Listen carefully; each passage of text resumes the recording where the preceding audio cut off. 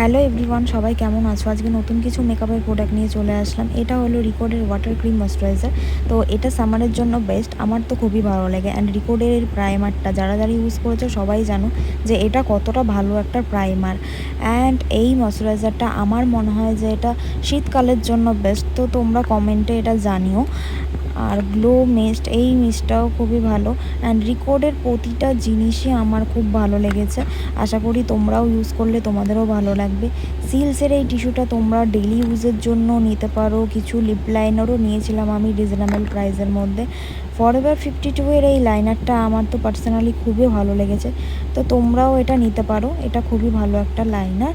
And white কাজল নিয়ে নিয়েছিলাম, এটা রিজনেবল প্রাইসের মধ্যেই রয়েছিল। ফরএভার 52 4 কালার কনসিলার নিয়ে নিয়েছিলাম। এই কনসিলারটা খুবই ভালো।